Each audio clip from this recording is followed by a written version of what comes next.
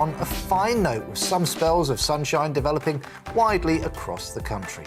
Overnight, we'll see some further rain move across Scotland, but elsewhere will be dry with largely clear skies. That's how the weather is shaping up overnight into tomorrow morning.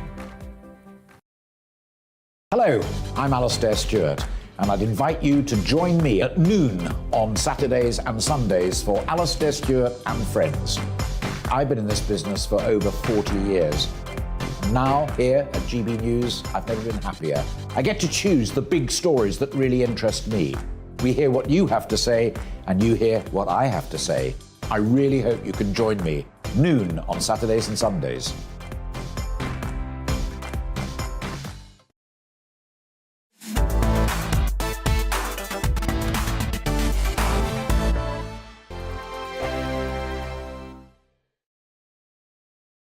We are GB News. We're right across this great nation. On TV. On radio. On digital. Absolutely everywhere. We don't talk down to you. We embrace all voices with honest and civilised conversation. We are not part of the establishment. We're one of you. And we're only getting started. Join us on GB News, The People's Channel. Britain's news channel.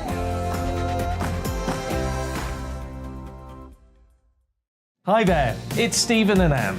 At breakfast from 6 a.m, you'll always be caught up with everything you need to know, the latest headlines, opinions and debates. We'll bring you the good news and the bad, but most of all, we're here for you. Remember, send in your views and let us know what you would like us to talk about. That's because we're your news channel. And every morning at 6 a.m, it's breakfast on GB News.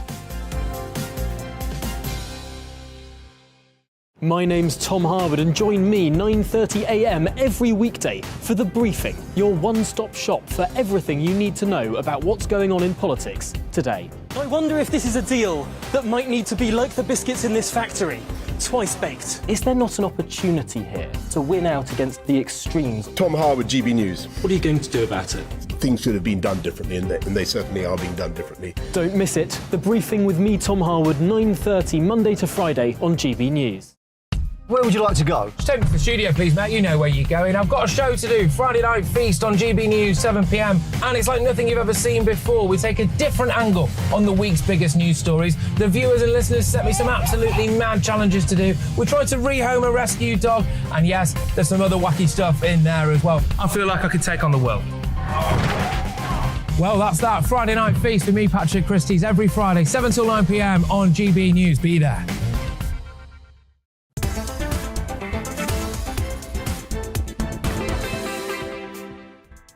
Hello and welcome to GB News on TV and on your digital radio.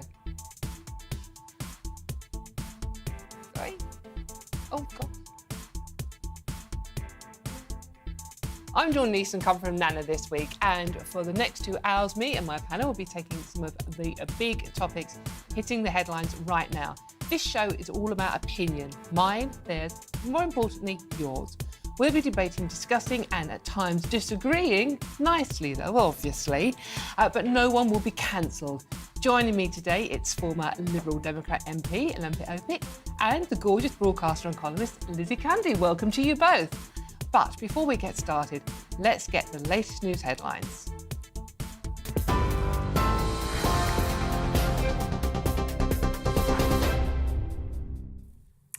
Thanks very much. Good afternoon. I'm Polly Middlehurst. It's just after 4 o'clock and here are the latest GB News headlines. As you've probably heard, our top story today is that 12-year-old Archie Battersby has now died after his life support was withdrawn. It follows a long-running legal battle between Archie's parents and doctors. He'd been in a coma at the Royal London Hospital since April after his mother had found him unconscious at their home.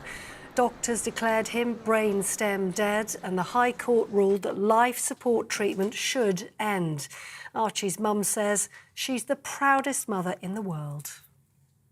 Such a beautiful little boy, and he fought right until the very end, and I'm so proud to be his mum. Archie Battersby's mum. Now, in other news today, Rishi Sunak has told GB News he believes political correctness is getting in the way of Britain tackling grooming gangs. In an exclusive interview, the former Chancellor pledged to create a new task force to tackle the issue and a new life sentence for those found guilty of the offence.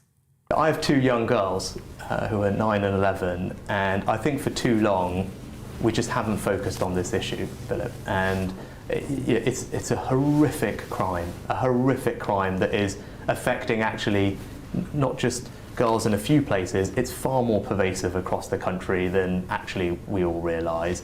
And we all know the reason that people don't focus on it. It's because of political correctness, and they're scared of calling out the fact that there's a particular group of people who are perpetuating these crimes, and I think that's wrong. Meanwhile, Liz Truss has been suggesting that her leadership rival, Rishi Sunak, who you saw there, and his economic legacy as former Chancellor, is responsible for the expected recession. During a campaign visit to the West Midlands, the Foreign Secretary told reporters having the highest taxes for 70 years does not encourage businesses to grow. Ms Truss said she'd look at what more can be done to help with the rising fuel bills, including lowering green energy levies. I know people are struggling with fuel bills, with food bills at this very difficult time. And that is why I would have a temporary moratorium on the green energy levy to make sure everybody is saving money on those fuel bills. And what I'll also do is make sure we do have the energy supplies in our country to bring those bills down over time. That is the approach I will take, but I will always be thinking of those who are struggling. I know it's very difficult times, and I will do all I can to help them. The Transport Secretary says plans to treat cyclists that kill as the same as motorists by introducing a death by dangerous cycling law should be introduced. Announcing the plans in the Mail Plus, Grant Shapps said it will close a legal loophole which currently means a cyclist who kills a pedestrian can only be jailed for 2 years. Mr Shapps also criticised what he described as a selfish minority who believe they're immune to red lights. The NHS 111 service has warned of delays due to a computer system outage caused by a cyber attack. It's affecting the entire system used to refer patients for care, including the dispatching of ambulances and emergency prescriptions. There's indications that the issue may not be fully resolved until next week. GB News can reveal that over 1,600 people have now crossed the English Channel in small boats so far this week. Around 250 people were rescued by Border Force officers, including one man who was rescued on board a kayak. He's the second in 2 days to use the distinctive orange 10-foot vessel to paddle over from France. All of the migrants have been taken for medical checks. The American conspiracy theorist Alex Jones has been ordered to pay over £37 million in damages to the parents of a 6-year-old boy who was killed in the Sandy Hook school shooting. Mr Jones had falsely claimed the shooting, which happened over a decade ago, was in fact a hoax. 20 children and 6 staff members were killed in the attack. He'll also pay £3.3 million in compensatory damages already awarded. You're up to date on GB News. More news as it happens. Now let's get back to Dawn.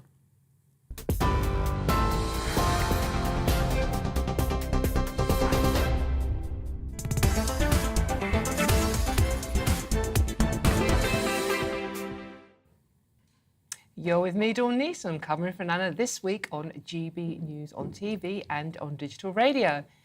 Well, it's back. The Premier League football season kicks off this weekend, and after the joy of our magnificent Lionesses winning Euro 2022, it should be a glorious celebration of all things footy.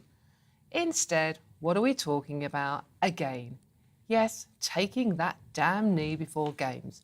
OK, so the captains of our top flight teams agreed this week that this divisive and virtue-signalling gesture can finally be kicked into touch this season. But, as usual, terms and conditions apply. Players will now take the knee on high days and holidays only, like Boxing Day, the first and last games of the season. But what's that about? So they only care about racism in the game on certain days? This makes more of a mockery of the entire thing, surely.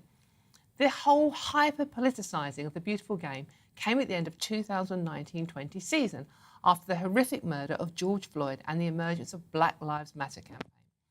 The FA, an organisation made up, almost entirely of white straight men, decided it would be a winning idea to import the American gesture into our game. Naturally, the people who pay their and the players' wages weren't asked. Because if you remember rightly, COVID lockdown meant fans weren't banned from matches at the time. Timing. Even the players weren't giving much of a say in this, were they? Only those who were black themselves, like Crystal Palace's Wilfried Zaha, felt able to stay standing. By the time fans were allowed back, we were presented with a ludicrous spectacle of a bunch of Ferrari-driving, mansion-dwelling millionaires kneeling to support a Marxist organisation who quite literally wanted to eat the rich, provided they were white, obviously, and defund the police. Of course, racism has absolutely no place in any area of life, and Kick It Out campaign was working. It was a slow process, but it was progress. Suddenly fans who had granddads who fought in the war were being told they had to support an organisation whose supporters merrily defaced the cenotaph and Churchill's statue. To disagree and even, heaven forbid, boo, meant you were obviously a knuckle-dragging racist. Football's elite were allowed to demonstrate an opinion with their knee-taking, but fans were kicked down for doing the same thing. It's all spherical objects players kick about, isn't it, really? Especially when you consider many of our top-flight footballers, FA officials, holier-than-thou commentators, and most of the hideously woke BBC Sports Department will be camping to, Qatar for the World Cup this winter. A country that's the textbook definition of homophobic, misogynist and racist. Over 6,000, mainly Indian subcontinent modern-day slaves have died building the glittering stadiums our knee-taking, rainbow lace-wearing players will perform in. Taking the money obviously means far more than taking the knee. Now, most of us would swallow the whole knee thing had it worked. But Kick It Out, the anti-discrimination organisation, announced that in 2021 to 2022, there had been a 40% rise in racist incidents compared to the last full season before the pandemic. That worked then. So players can take the knee if they want. No problem with that at all. Fans can boo if they want. We shouldn't have any problem with that then either, should we? But can we all agree that taking the knee is one thing and one thing only, and that's a massive own goal?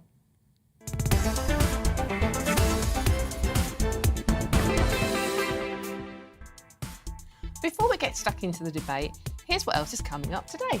At 5 o'clock, it's Difficult Conversations, and today we're focusing on medical cannabis. Back in 2018, medicinal cannabis was legalised throughout the UK after the government took note of how beneficial the drug was for children suffering with severe epilepsy. I'll be speaking with someone living with Hodgkin's lymphoma who says the drug changed her life. And in the Great British Debate this hour, I'm asking, would you dob your neighbour in for a breaking hosepipe ban? Sort of grassing on the fact their grass is still green, if you get on me. A larger hosepipe ban is coming into force in the south later this month, with some wondering whether they can shop their neighbours if they see them breaking the rules. As much as it can be annoying to think your neighbour is not following the same rules that everyone else is, should you really rat on them? They're your neighbours, for gosh sake. And in Royal Roundup, a not-so-happy birthday for one Meghan Markle, as the Queen doesn't send the Duchess of Sussex her best wishes on her birthday. That's coming up in the next hour, so tell me what you think on everything we're discussing by emailing GBViews at GBNews UK or tweet me at GBNews.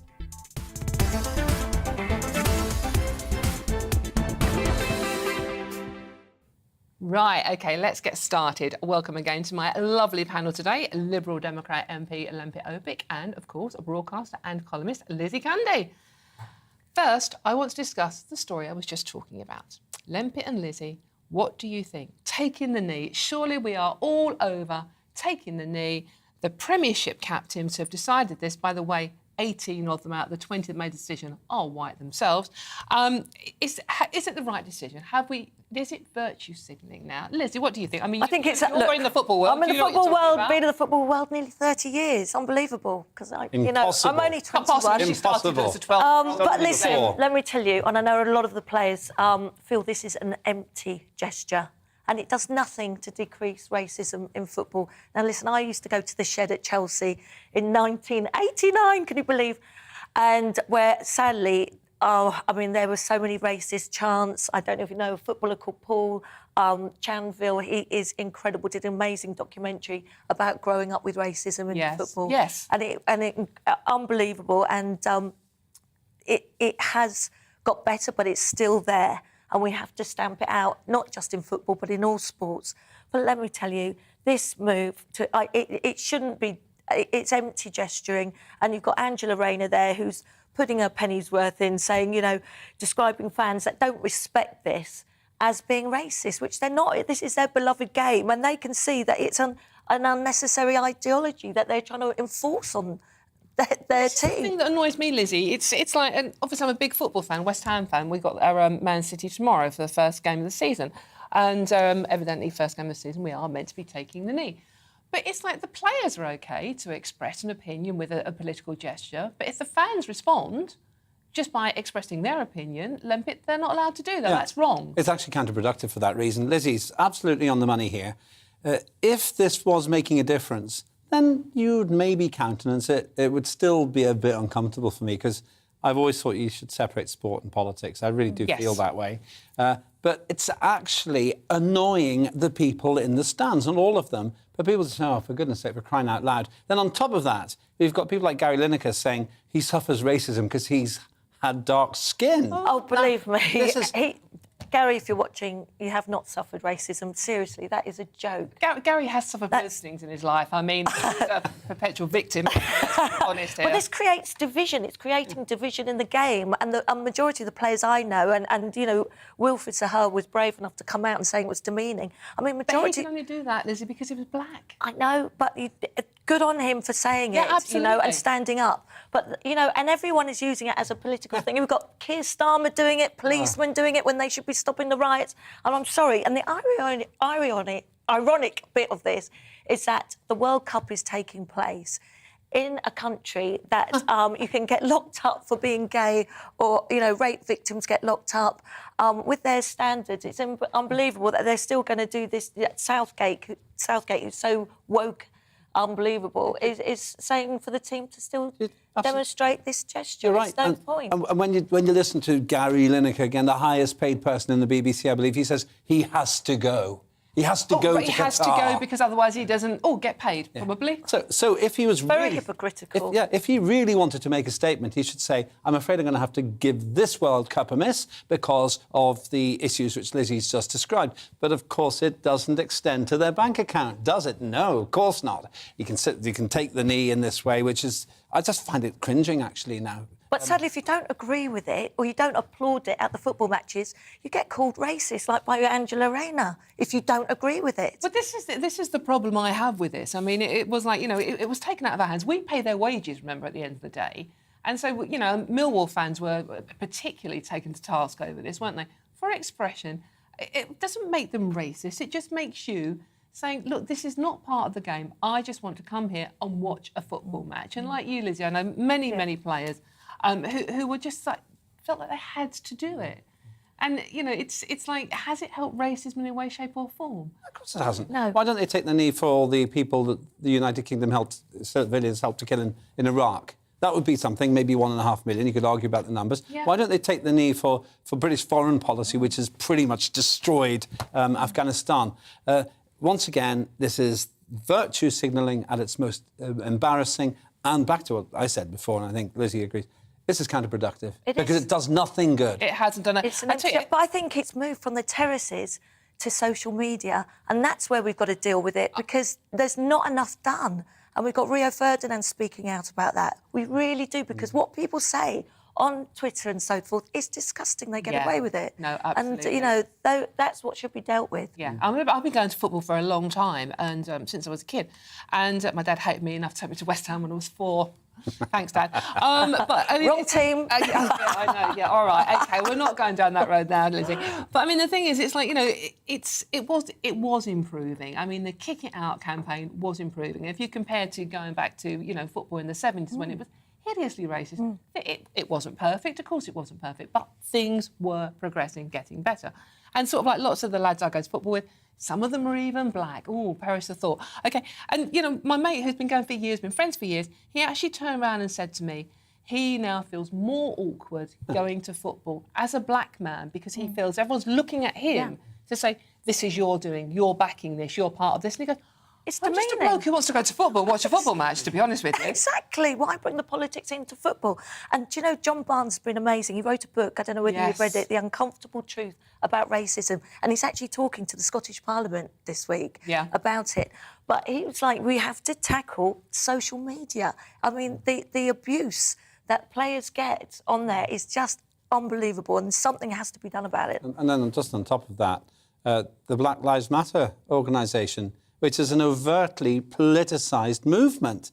It's not just about racism. It's about trying to overthrow the state. You only have to listen to what their people say. They broke the lockdown rules. They were apparently allowed to do that. They're allowed to deface some really important monuments, like you mentioned before. Churchill, I mean, and this is our history. We wouldn't be where we are today without our history. We learn from the mistakes of history. But for me, this needs to go. I'm upset with Gareth Southgate taking this gesture to the World Cup of all places, Qatar. I think it's really hypocritical. And they will be allowed to get away with it out there, won't they? And Gary Lineker will be commentating. Of course. Because he has to. Because he has to. Yes, absolutely. Well, let's see how he makes a political point by coming home early. I'll probably like the team will, to be honest with you. Because they're men. Only women can play football in this country, as we now know. Well, talking of which, didn't we do well? I mean, well done the girls. I'm still thrilled on that one. Did you see me? I'm enjoying myself. I think I went all through the night celebrating, but it was incredible. And the girls did it. We brought it home. Yeah, which actually proves that men's football is underfunded. They need more help and more support. They need Take the knee for the men's team. Higher pay, as do some of the commentators that will be going out to Qatar to earn even more. Well, thank you so much for your comments on that. It's a lively one. And as I said, football season has kicked off this weekend. First game last night and waterwall football this weekend. It's good to have it back. Well, I'm Dawn Neeson on GBNews, on your TV and on digital radio. And after the break, we will, wait for it, it's time for the Great British Debate. And I'm asking, would you dob your neighbour in for breaking hosepipe bans? A larger hosepipe ban is coming into... I'm stunned by this. Thankfully, I don't have a garden, so I don't have the hosepipe issue. But a larger hosepipe ban is coming into force in the South East later this month, with some wondering whether they can shop their neighbours if they see them breaking the rules. And there's a fine of £1,000 for this, by the way. So send us an email, gbviews@gbnews.uk, and tell us what you think. You can also tweet GB News, and there's a poll right now asking, would you dob your neighbour in for breaking hosepipe bans? Cast your vote right now. But first, it's the weather forecast. Looking ahead to this evening's weather, and the UK will be dry for many, although parts of Scotland will continue to see some rain. Here are the details. It'll be a fine end to the day across southwest England with plenty of late evening sunshine. It'll feel fairly warm initially, but start to feel fresh after dusk. Southeast England and East Anglia will also end the day on a dry and sunny note, with temperatures still in the low 20s in London around dusk. There could still be some cloud around eastern Wales this evening, but much of the country will see clear skies to the end of the day. The cloud, however, could be a little bit more stubborn to clear across the Midlands, but it will remain dry across the area. Temperatures this evening will be around 20 to 22 Celsius. Northern England now, it'll have a largely dry evening. However, the far north may see a few spots of rain from time to time. In other areas will see some late spells of sunshine. There should be some lengthy, dry and bright spells across southern Scotland this evening, but further north, there will have a few rather wet and breezy evening. After a rather cloudy day for some in Northern Ireland, this evening should end on a fine note, with some spells of sunshine developing widely across the country. Overnight, we'll see some further rain move across Scotland, but elsewhere will be dry with largely clear skies. That's how the weather is shaping up overnight into tomorrow morning.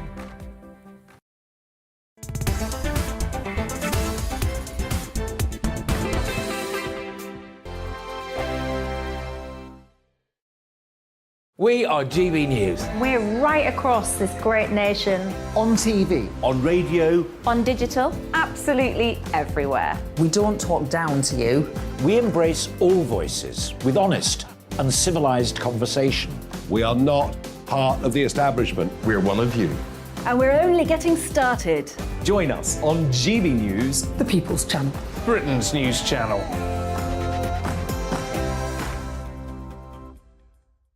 Hi there, it's Stephen and Anne. At breakfast from 6 a.m, you'll always be caught up with everything you need to know, the latest headlines, opinions and debates. We'll bring you the good news and the bad, but most of all, we're here for you. Remember, send in your views and let us know what you would like us to talk about. That's because we're your news channel. And every morning at 6 a.m, it's breakfast on GB News. My name's Tom Harwood and join me 9:30 a.m. every weekday for The Briefing, your one-stop shop for everything you need to know about what's going on in politics today. I wonder if this is a deal that might need to be like the biscuits in this factory, twice baked. Is there not an opportunity here to win out against the extremes? Tom Harwood, GB News. What are you going to do about it? Things should have been done differently, and they certainly are being done differently. Don't miss it. The Briefing with me, Tom Harwood, 9:30 Monday to Friday on GB News.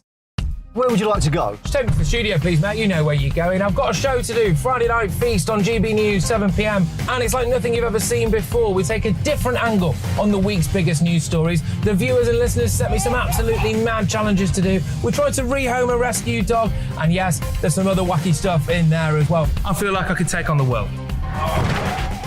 Well, that's that. Friday Night Feast with me, Patrick Christie's, every Friday, 7 till 9 p.m. on GB News. Be there.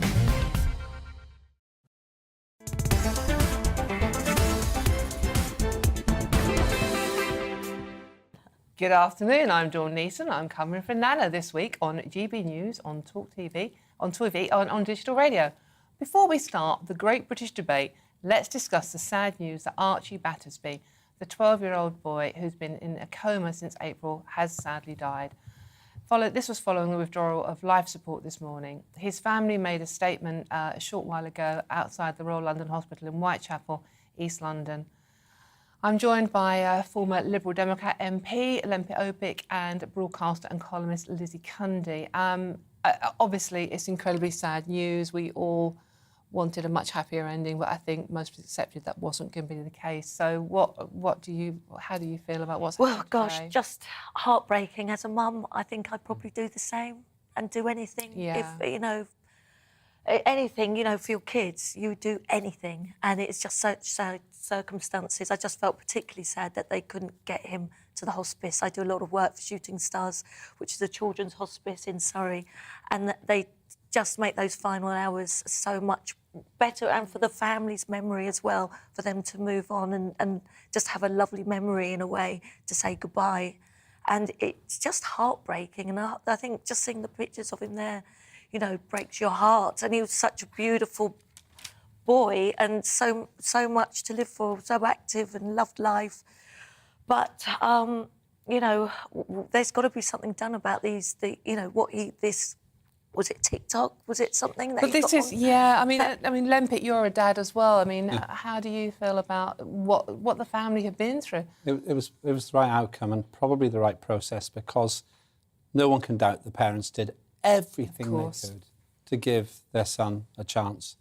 Now, let's be honest, I have massive respect for the health service. They sustained my mother probably for 2 decades longer than she would have had if it hadn't been for major interventions in the last 20 years of her life. So I don't doubt that the judgment by the medics was sincere, that there was no chance of a miracle. And in that sense, I've got to defer to the experts, and they probably did the right thing. But the reason I think it's balanced is because the parents can always look back and they can say, we did everything here. Yes. Yeah. And over time, they have to come to terms with it. My brother died at 37 unexpectedly. And I remember that. We didn't have the option to save him because he just went.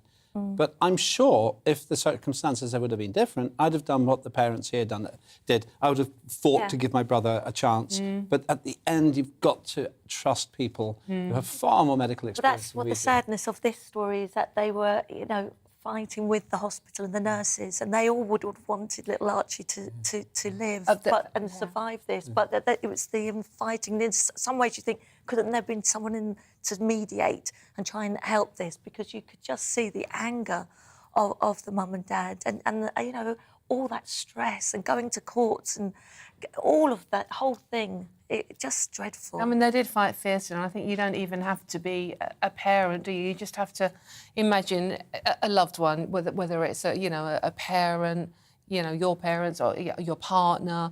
It's like you just seeing them lying there helpless and knowing that you are going to lose them in that way. It's just absolutely horrific. And obviously, parents Holly and Paul did everything they could for their little boy. But I think it's a very important point you were about to make, Lizzie, before I rudely interrupted you, about Archie ended up in this condition. We think by taking one of those TikTok challenges. Yes, a TikTok challenge. And I mean, surely, look, I mean, social media has a very good place in life, but surely there has to be some more way we can legislate against these dangerous games that are happening. And, all parents out there, warn your children not to do these challenges. They're so dangerous. I mean, if Archie would be here today if he hadn't done that, and it's what is so tragic.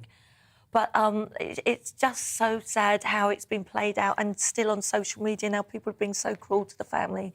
I heard them being interviewed, so that's another thing. And they, the mother was doing everything. She was fighting for her son, fighting tooth and nail to try and help him. The last days and the last weeks have been really expensive for the NHS. To me, it's a price, as a taxpayer, I'm willing to pay, because the long-term damage for everybody who's left behind would be far greater if they said, no choice, we're just switching the machine off. But as you've said, the real tragedy here is, what are we doing to the innocence of our children, who then feel they have to conform in these insanely dangerous ways? Yeah. It's not just TikTok, it's the whole fact that you feel you can either be a hero or you're left out if you don't do these things. And children are very vulnerable to that kind of progression. It has a big effect on them, big effect. And they're in competition with each other, and it's not how you should, When I was a kid riding bikes and I was outside playing, now they're stuck on their computers. And Archie was only 12 and has been brought up with this social media, and I think all we can say now is condolences to the family. Yes, indeed. Thoughts with them, and indeed thoughts with the staff that cared for Archie in his final few months. And very sad. At least he's not in pain anymore, the poor little thing. Yeah. OK, right, we move on now. It's time for the Great British Debate, and I'm asking, would you dob your neighbour in for breaking hosepipe bans? A larger hosepipe ban is coming into force in the south later this month, with some wondering whether they can snitch on their neighbours if they see them breaking the rules. As much as it can be annoying to think your neighbour is not following the same rules as you, should you really rat on them? They're your neighbours. I mean, if you see them filling a swimming pool up for the little kids to have a little toddle around in, are you really going to grass on them? So, in any case, for the Great British Debate, I'm asking, would you dob your neighbour for breaking hosepipe bans? Here to explain more about why this ban is in place is senior meteorologist at British Weather Services, Jim Dowell. Hello, Jim. Hi. Good afternoon. Welcome to the show, and thank you for joining us. You're welcome. So what is going on? Why have we got hosepipe bans now? I mean, are they really necessary? Go on, talk us through what's happening. We got to go back to the winter, actually, because it was a relatively dry winter. By the way, we're only talking about a third of the country here. So anything from the Wash in the east down to, say, Bristol and Cardiff, everything south of that is included in this discussion. Everything north of that probably is not, because they haven't got the bans. They haven't seen a problem with their rainfall in any shape or form. So, in fact, northern Scotland has actually seen a lot of rainfall. So they've got the lion's share. So it's everything south of that area that I talked about. And after a dry spring and a dry early summer to midsummer now, hey presto, we've had no rain. And guess what? You're going to get another load of this, because looking forward on the charts, on the models that we look at, up to around the 20th, 21st, there is zero rain in the areas affected. So this will get worse before it gets better. But Jim, it's we've all been through the pandemic. We had people literally grassing their neighbours up for walking their dogs twice a day. Yeah. It's sort of like encouraging people to to grass on their neighbours for having green grass. That's what we're doing, isn't it? Is that the right way to go about it? I'm not actually sure who said we should grass on people. I know there was somebody, who's that politician? Probably. But look, from my point of view, let's just say not as a meteorologist, because that's the wrong thing. I don't think, not all meteorologists think the same as myself, but I would say that if I saw somebody in a prone area that is under a nosepipe ban or coming under a nosepipe ban, I wouldn't grass on them to the authorities on the first occasion at all.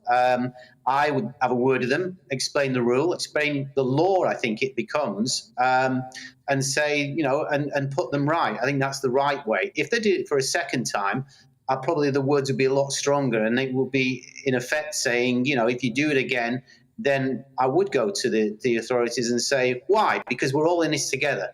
And if one person doesn't do it, then the rest of them don't do it. In other words, we all follow like sheep. So I think it's right if the rule is you don't do this, then you don't do it. And, many laws have been broken over the last couple of years with COVID, none the least in number 10. And therefore, I think it's a good trail to say that this is a law that should be obeyed, but not necessarily on the first occasion. Right, OK, but you would do it, wouldn't you? I mean, God, I'm sorry, but I'm glad I don't live next to you. Thanks so much for joining us. Unfortunately, we have to leave it there, so go out and enjoy the nice weather. I'm Dawn Neeson. I'm covering for Nana this week on GBNews, on TV and digital radio. And after the break, we'll continue the Great British Debate. I'm asking, would you dob your neighbour in for breaking hosepipe ban? You'll hear the thoughts of my panel, former Liberal Democrat MP Lempi Opik and broadcaster and columnist Lizzie Cundy. At 5 o'clock, it's a difficult conversations moment, and today we are focusing on medical cannabis. Back in 2018, medicinal cannabis was legalised throughout the UK after the government took note of how beneficial the drug was for children suffering with things like severe epilepsy.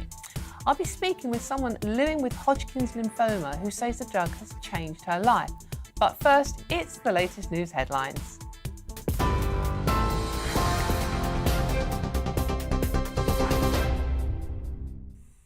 Dawn, thank you. The top story on GB News this hour. 12-year-old Archie Battersby has now died after his life support was withdrawn.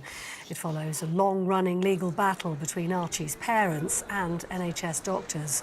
He'd been in a coma at the Royal London Hospital since April after his mother found him unconscious in their home. Doctors declared him brain dead, and the High Court ruled that life support treatment should end. Archie's mum says she's the proudest mother in the world. Rishi Sunak has told GB News he believes political correctness is getting in the way of Britain tackling grooming gangs. In an exclusive interview, the former Chancellor pledged to create a new task force to tackle the issue and a new life sentence for those found guilty of grooming. Meanwhile, Liz Truss has suggested that her leadership rival Rishi Sunak's economic legacy as former Chancellor is responsible for the expected recession. During a campaign visit to the West Midlands, the Foreign Secretary told reporters that having the highest taxes for 70 years does not encourage businesses to grow. Ms Truss says she'd look at what more could be done to help with rising fuel bills, including lowering green energy levels. International news, and fighting along the Gaza Strip has continued into a second day as an Israeli airstrike destroyed 3 homes. One of the owners saying he was given advanced warning by the Israeli army to evacuate his home.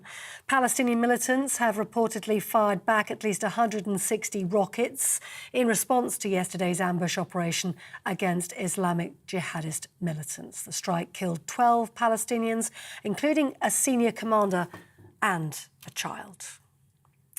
You're up to date on TV, online and on your radio via DAB+. You're with GB News. Time to go back to Dawn in just a moment.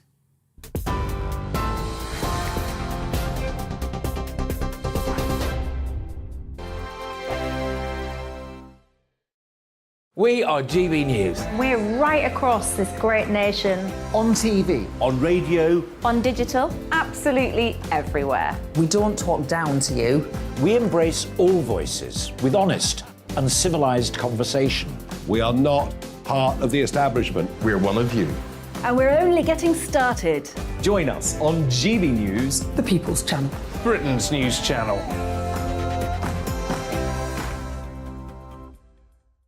Hi there, it's Stephen and Anne. At breakfast from 6 a.m, you'll always be caught up with everything you need to know, the latest headlines, opinions and debates. We'll bring you the good news and the bad, but most of all, we're here for you. Remember, send in your views and let us know what you would like us to talk about. That's because we're your news channel. And every morning at 6 a.m, it's breakfast on GB News.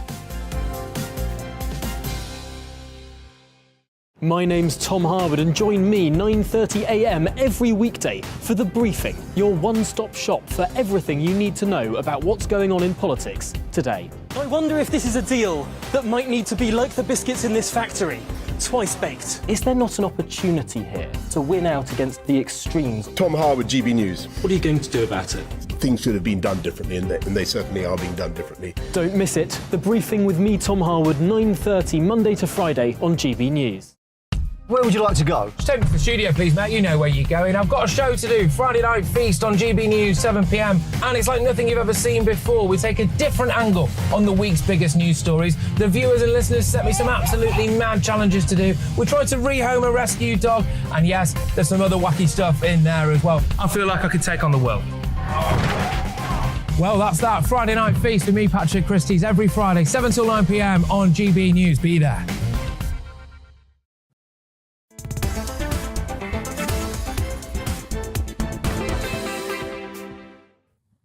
Welcome back. I'm Dawn Neeson and I'm covering for Nana all this week on a well-deserved break, the lovely lady. We're on GB News and on digital radio, so welcome. It's time for the great British debate. I'm asking, would you dob in your neighbour for breaking a hosepipe ban? Now, there is a hosepipe ban coming into force in the south later this month, with some wondering whether they can shot their neighbours if they see them breaking the rules. Now, look, as much as it can be annoying to think your neighbour is not following the same rules as you, remember the COVID lockdown? We all experienced this then. Should you really rat on them? Right, for the great British debate, I'm asking, would you dob in your neighbour for breaking hosepipe bans? So let's see what... I mean, you've got a lovely garden, I know, Lizzie. Let's see what my panel make of it. I'm joined by a Liberal Democrat... Teeth in, Dawn. Sorry, I need more water. It's ration. Liberal Democrat MP Lempik Obik and broadcaster and columnist Lizzie Cundy. Now, Lizzie, I know, you, as I said, you have got a lovely garden. I've seen pictures on social media. It looks like the Sahara Desert at the minute. That means you're a good girl. Yeah, See? well, that hosepipe ban is on in my area today, starting. Oh, and, yes. Did you get a little water in last night under the cover of darkness, just in case? Well, I did a sneaky one because I couldn't trust my neighbours in case they dobbed me in it. Hold on. So we want to bring up a nation of snitchers. I was always told at school not to be a snitch. My mum and dad told me not to be a snitch. Worst thing you can be is a snitch. This is terrible. They did this to us throughout COVID, you know, snitch on your neighbours, and now it's about the hosepipe ban. I think it's disgusting. And these water companies make billions in profit from their shareholders. You know, they've invested nothing. We're allowed sewage into our rivers. We've got one reservoir apparently built in 1970. How about they do something? They've had plenty of time to do their infrastructure. They've done nothing. I've got leaks down the... Sorry, not myself, but down my road. Tell me where you're going with that. There's been a water leak. For that one. But literally, there's been a water leak. And my poor other neighbour thought they were going to get a flood. They didn't sort it out. So this is where the problem is. And I know this is really wrong. I'm really angry about this. Yeah, it seems to me... Lempik, you wouldn't, would you? You wouldn't grass your neighbour up, would you? Well, of course I wouldn't. No. There's a fundamental principle here. I am not a police officer who's meant to look at the behaviour or the misbehaviour of my neighbours. This is how the Soviet Union used to run, where my parents came from, or they had to escape from that, where everyone was encouraged to serve the state. Anyone who's read the book 1984 by George Orwell will see a frightening and ominous comparison between what's being told to us about the hosepipe ban and what happened during the COVID lockdown. And here's the irony, of course. The people who are telling us to do this didn't bother doing it themselves. They got PCNs in Downing Street because, I didn't realise it was a party. Come on, give me a break. Absolutely. And whatever Keir Starmer claims up in the north of England, we saw there were people in that room. It looked really bad. So is this another chance for us to see the same kind of thing? Woe betide a politician Yeah. who has green grass. Oh, yeah, absolutely. Oh, yes, let's see if Keir Starmer's got his hosepipe out. I don't want to think about Keir Starmer's hosepipe. Thank you so much, Lizzie, for that mental image.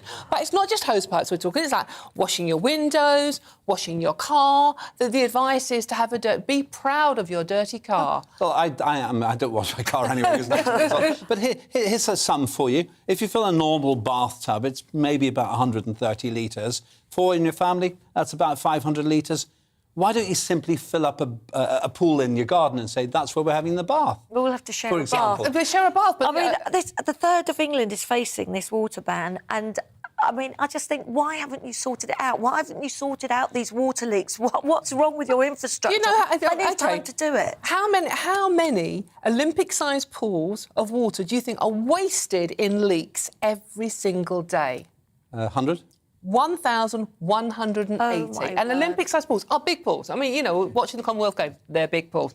And that's 3 billion litres of water a day. But why is it always wasted? our fault? Why we have to do it? Yeah. Why have we not... Now I can't go home and water my daisies and have a big bath. Or get you in the paddling pool. I mean, I can't do any of it. I'm happy to share. It's like the fun police. Lizzie, what are you...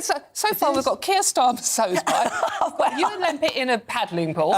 It's like a carry-on This never film. happens with Nana. It's like a carry-on film. No, but I'm annoyed at this because it's once again everyone else's fault and we've got to suffer when it's their fault. They should have fixed all this. And also, most people, I don't think, will snitch on their neighbours. Here is the Snoopers Charter once again saying it's OK to grass up your neighbours. Encouraging us, and that's so divisive. A neighbourhood watch are actually saying that we don't advise people to do this because it's so divisive. You're breaching peace with your neighbours. And even if you don't like your neighbour, you wouldn't do that to them, would you? Yeah, absolutely.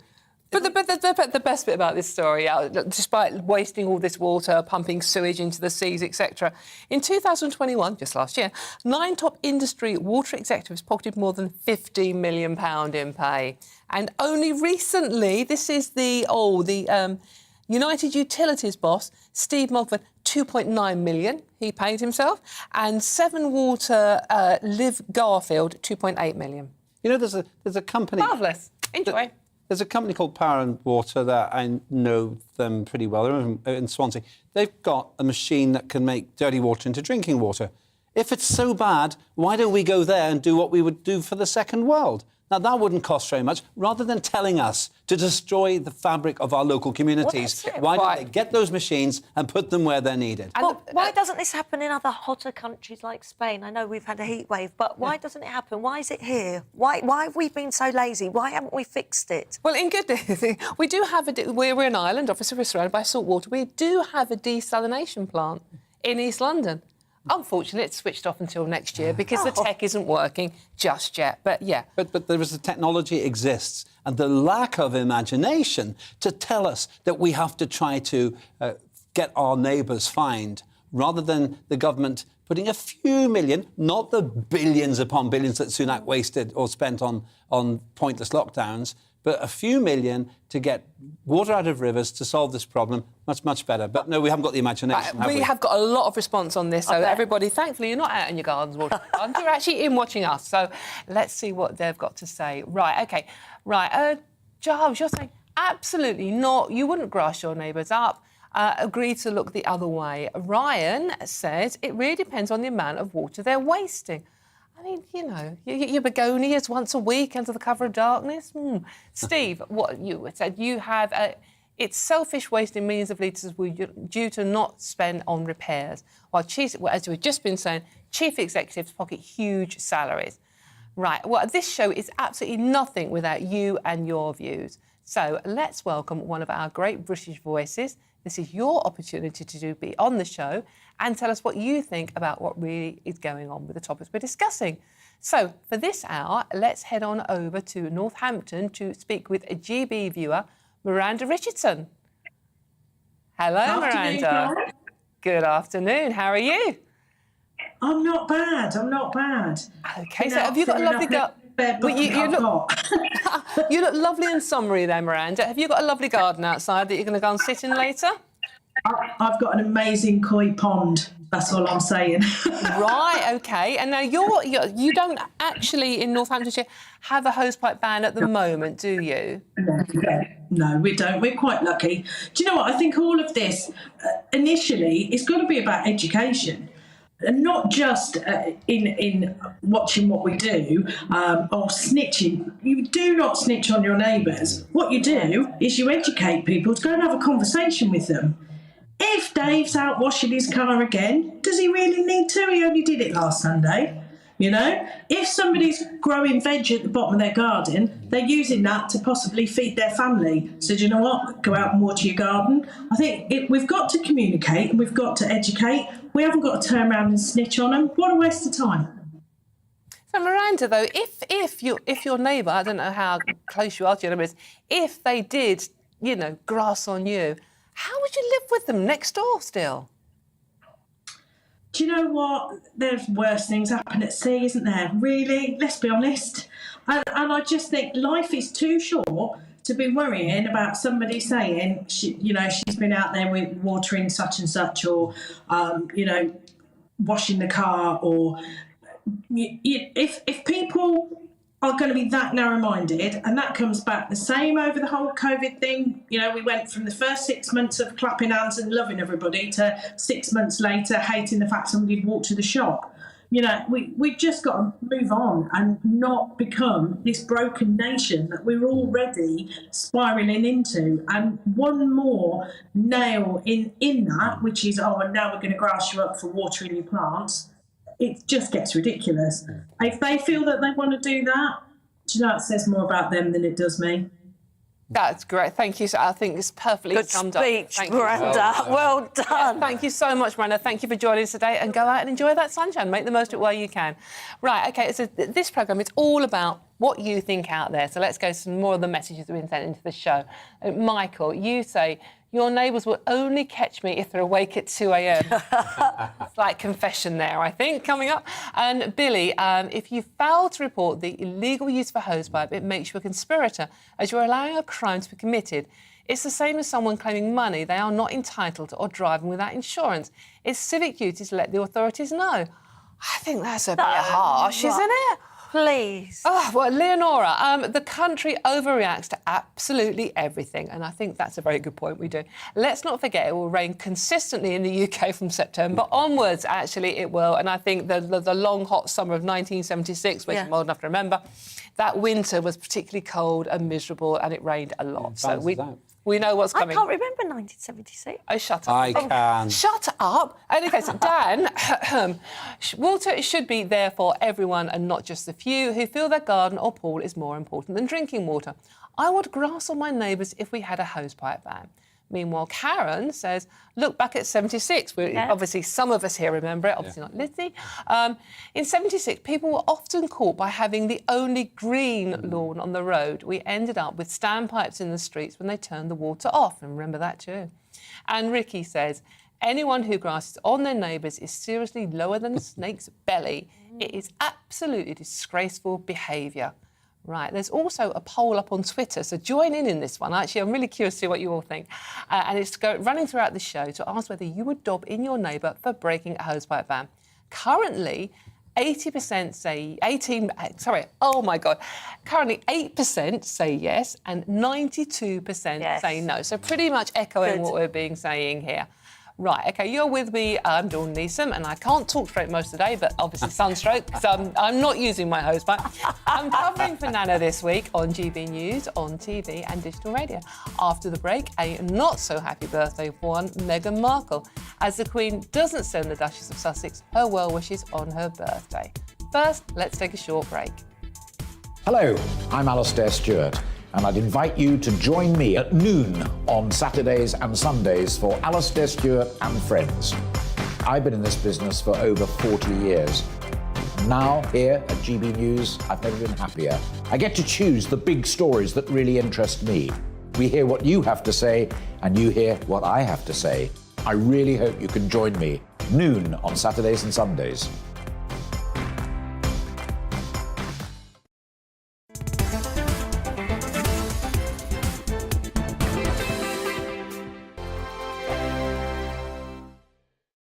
We are GB News. We're right across this great nation. On TV. On radio. On digital. Absolutely everywhere. We don't talk down to you. We embrace all voices with honest and civilised conversation. We are not part of the establishment. We're one of you. And we're only getting started. Join us on GB News, The People's Channel. Britain's news channel.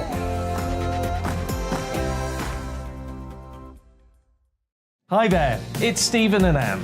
At breakfast from 6 a.m, you'll always be caught up with everything you need to know, the latest headlines, opinions and debates. We'll bring you the good news and the bad, but most of all, we're here for you. Remember, send in your views and let us know what you would like us to talk about. That's because we're your news channel. And every morning at 6 a.m, it's breakfast on GB News. My name's Tom Harwood and join me 9:30 a.m. every weekday for The Briefing, your one-stop shop for everything you need to know about what's going on in politics today. I wonder if this is a deal that might need to be like the biscuits in this factory, twice baked. Is there not an opportunity here to win out against the extremes? Tom Harwood, GB News. What are you going to do about it? Things should have been done differently, and they certainly are being done differently. Don't miss it. The Briefing with me, Tom Harwood, 9:30 Monday to Friday on GB News. Where would you like to go? Just take me to the studio, please, mate. You know where you're going. I've got a show to do. Friday Night Feast on GB News, 7 p.m. And it's like nothing you've ever seen before. We take a different angle on the week's biggest news stories. The viewers and listeners set me some absolutely mad challenges to do. We tried to rehome a rescue dog. And yes, there's some other wacky stuff in there as well. I feel like I could take on the world. Well, that's that. Friday Night Feast with me, Patrick Christie's, every Friday, 7 till 9 p.m. on GB News. Be there.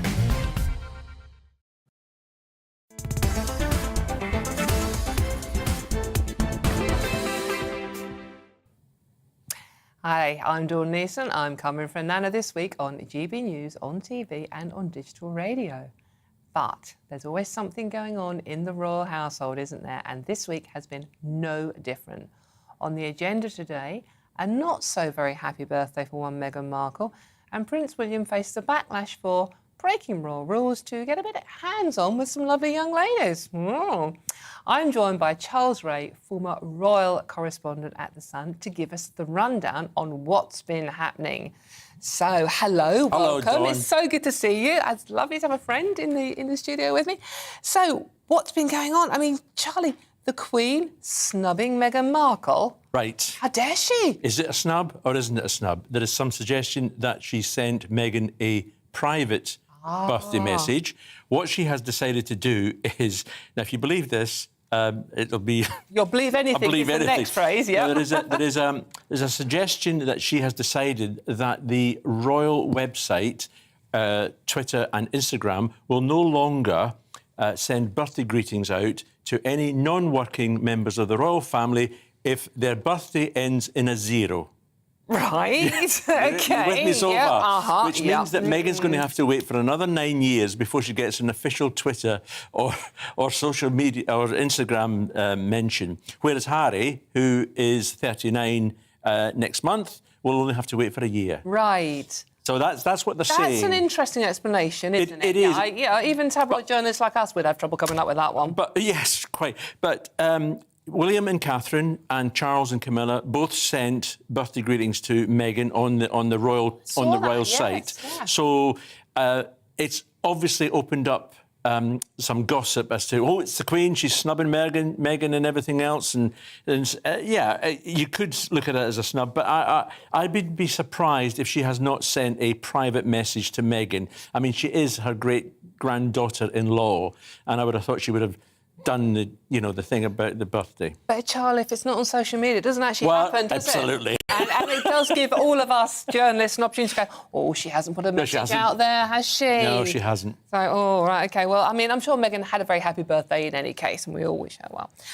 Right, so shall we move on to our, Fergie buying a house? Well... Forgive me, but hasn't Fergie been bankrupt several times? Well, she hasn't been bankrupt at all, but she's been really close. Really mean, very close. Really close. Very close. I mean, it was only in 2010 that she was saying that she was likely to be declared bankrupt and she had debts of around about between £2 million and £4 million.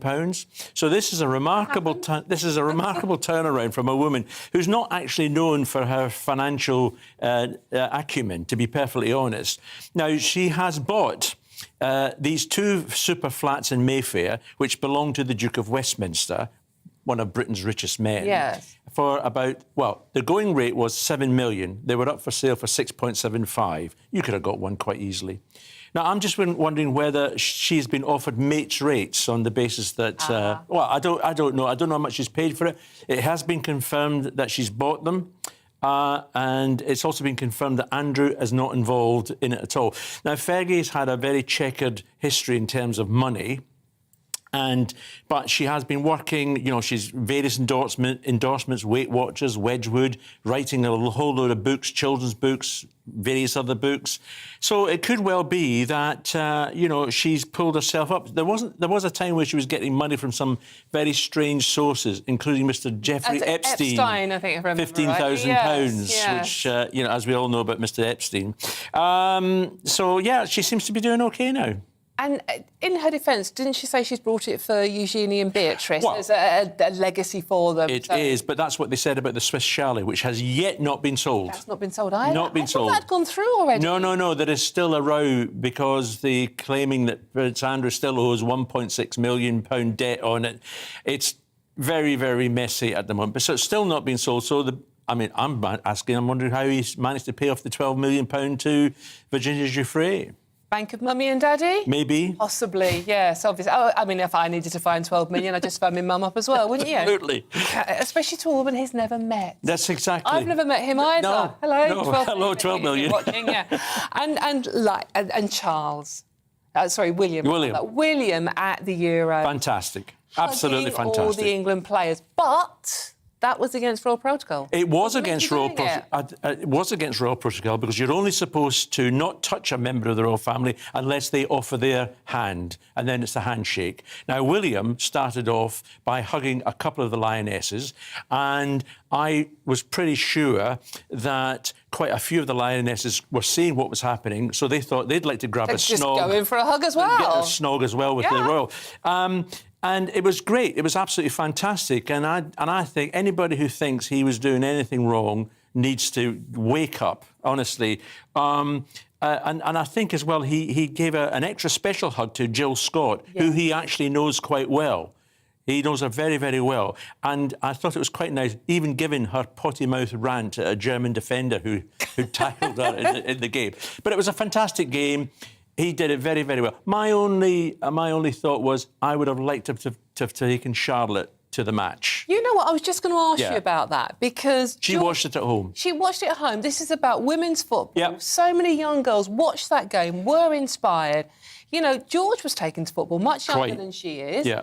And Charlotte has been taken to the Commonwealth Games. But why wasn't she there? I don't know. I wish we knew why she wasn't there because they actually put out a really cute video, you know, hours before the match, and we heard Charlotte speak for the very first time. It was actually cute, really fantastic. Yeah. And I actually thought, when I saw that, I thought, well, she's going to be sitting next to her dad. Yeah, she should have been. I mean, they have such a great relationship as well. She's such a feisty little girl. Absolutely. Really lovely. Unfortunately, we have to move on now. That went really fast, so thank you so much for coming. It's a pleasure. Right, well, I'm Dawn Neeson. I'm covering for Nana this week on GB News, and there's more to come in the next hour.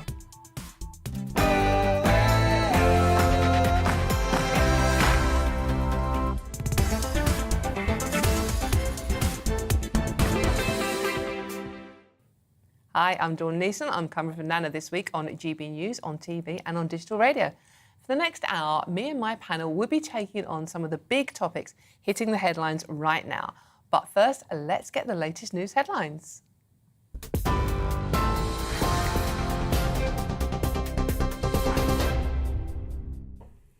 Dawn, thank you. 5 o'clock, you're watching GB News and our top story today. 12-year-old Archie Battersby has now died after his life support treatment was withdrawn. It follows a long-running legal battle between Archie's parents and doctors. He'd been in a coma at the Royal London Hospital since April after his mother found him unconscious in their home. Doctors declared him brain dead, and the High Court ruled that life support treatment should end. Archie's mum says she's the proudest mother in the world.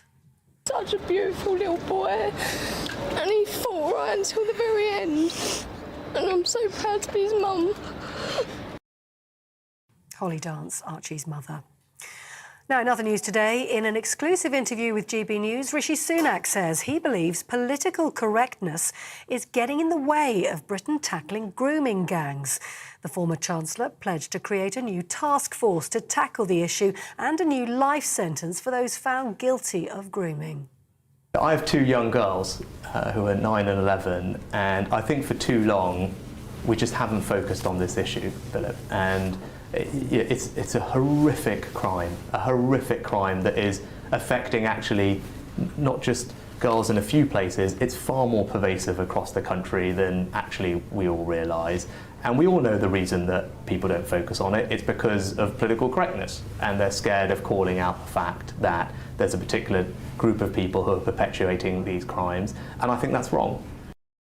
Rishi Sunak talking to GB News. Well, Liz Truss has suggested that Rishi Sunak's economic legacy as former Chancellor is entirely responsible for the expected recession. During a campaign visit to the West Midlands, the Foreign Secretary told reporters she believed having the highest taxes for 70 years wouldn't encourage businesses to grow. Ms Truss says she'd look at what could be done to help with rising fuel bills, including lowering green energy levies. I know people are struggling with fuel bills, with food bills at this very difficult time. And that is why I would have a temporary moratorium on the green energy levy to make sure everybody is saving money on those fuel bills. And what I'll also do is make sure we do have the energy supplies in our country to bring those bills down over time. That is the approach I will take, but I will always be thinking of those who are struggling. I know it's very difficult times, and I will do all I can to help them. The Transport Secretary plans to treat cyclists that cause a death in the same way as motorists by introducing a death by dangerous cycling law. Grant Shapps said it'll close a legal loophole, which currently means a cyclist who kills a pedestrian can only be jailed for 2 years. Mr Shapps also criticised what he described as a selfish minority of cyclists who believe they're immune to reds at traffic lights. The NHS 111 service has warned of delays due to a computer system outage caused by a cyber attack. It's affecting the system used to refer patients for care, including the dispatching of ambulances and emergency prescriptions. There are indications the issue won't be resolved fully until next week. GB News can reveal that over 1,600 people have now crossed the English Channel in small boats so far this week. Around 250 people were rescued by Border Force officers, including one man who was rescued on board a kayak. He's the second in 2 days to use the distinctive orange 10-foot vessel to paddle over from France. All of the migrants have been taken for medical checks in Kent. The American conspiracy theorist Alex Jones has been ordered to pay over £37 million in damages to the parents of a 6-year-old boy who was killed in the Sandy Hook school shooting 10 years ago. Mr Jones had falsely claimed the shooting was a hoax. 20 children and 6 staff members were killed in the attack at Sandy Hook Primary. He'll also pay £3.3 million in compensatory damages, already awarded. International news, and fighting along the Gaza Strip has continued into a second day as an Israeli airstrike destroyed 3 homes. One of the owners says they were given advance warning by the Israeli army to evacuate. Palestinian militants have reportedly fired at least 160 rockets at Israel in response to yesterday's ambush against Islamic Jihad militants. The strike killed 12 Palestinians, including a senior commander, but also a child. You're up to date on GB News. More news as it happens. Now more from Dawn Neeson.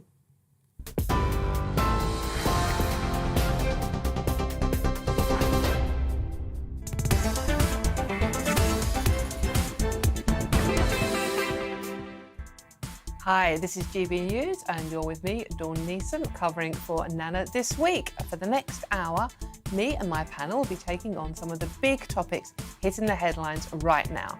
This show is all about opinion, mine, theirs, and more importantly, yours. We'll be debating and discussing and at times disagreeing. So, still to come. In just a moment, it's a difficult conversations moment, and today we're focusing on medical cannabis. Now, back in 2018, medicinal cannabis was legalised throughout the UK after the government took note of how beneficial the drug was for children suffering with severe epilepsy. I'll be speaking with someone living with Hodgkin's lymphoma who says the drug has changed her life. And for the great British debate this hour, I'm asking, should the UK redefine what an asylum seeker is? Now, Rishi Sunak has announced his plans for UK immigration the same week that over 1,600 migrants have arrived in the UK after travelling in small boats across the Channel. He says if we move away from the ECHR's definition of what an asylum seeker is, we can act faster on illegal migration. So, email gbviews@gbnews.uk or tweet us at gbnews.